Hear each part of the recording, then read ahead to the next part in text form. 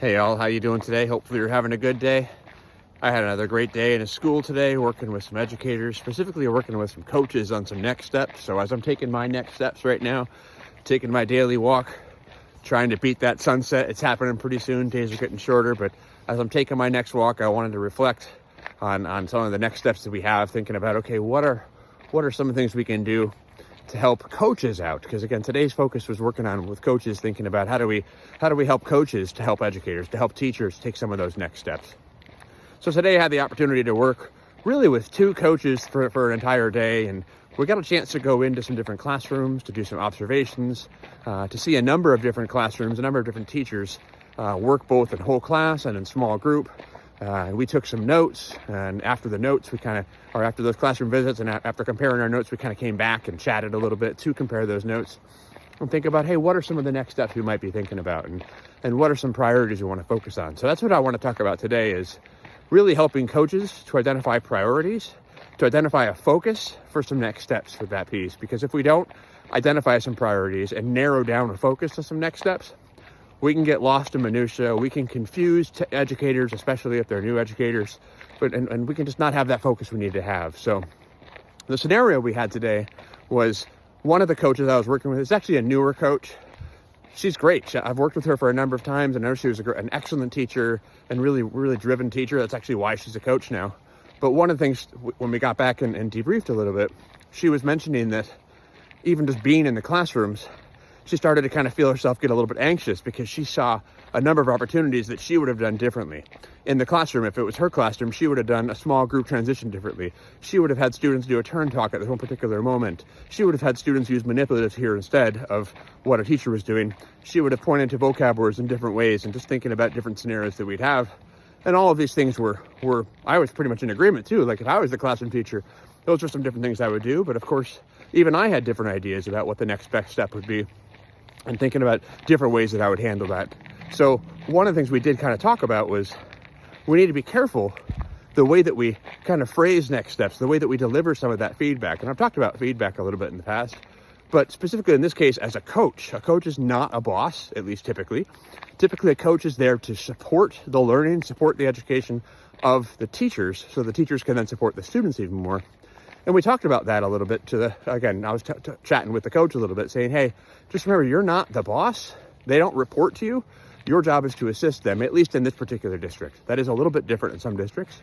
But either way, in the coaching kind of environment, don't think of yourself as the boss. Think of yourself as, hey, let's validate some of the things you're doing. Let's talk about all the wonderful things that are going well, things that we have noticed changing, things that we have noticed that you've taken some feedback, things that you we just want to acknowledge that positivity. And then think about, okay, what are like one or two really priority next steps we want to take?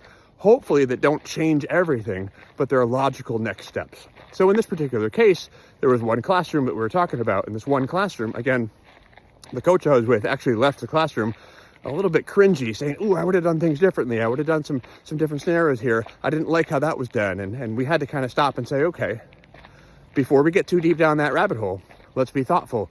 What are the things that are going well? What were the things we did notice? And we started kind of listing things off as the teacher was using the high quality instructional materials. The teacher was having students use some turn and talks. The teacher was having students use manipulatives and was referring to vocabulary posted on the wall. All the things we've been working on for this teacher for the past couple of months. And those things didn't exist 2 months ago. So we really wanted to stop and say, hey, let's name this. In fact, let's write this down so we can even see this. We can see the visualization of what we're at. All those positive things.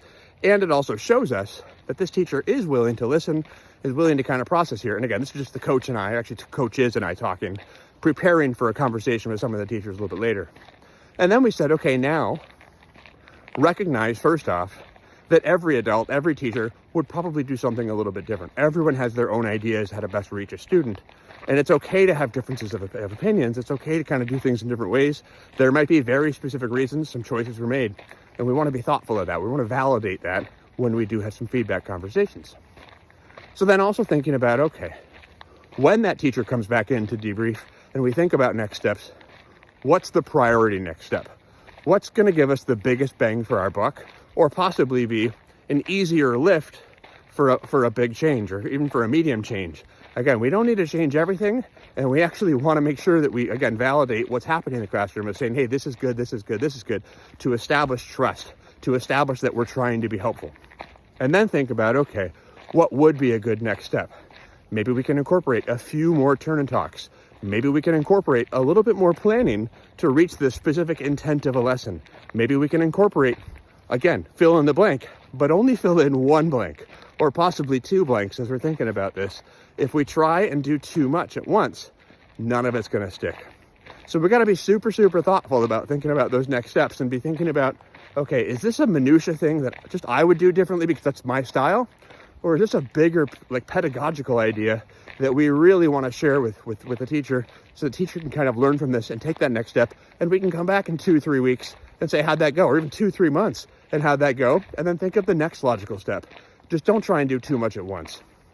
So let me know how that works out for you. If you're a coach, if you're someone in that coaching role, or even like a lead teacher role, think about, okay, how can I frame what we're doing with positivity? And then say, okay, what's a possible next step we might want to take? Let me know how that works out for you. Drop that in the comments.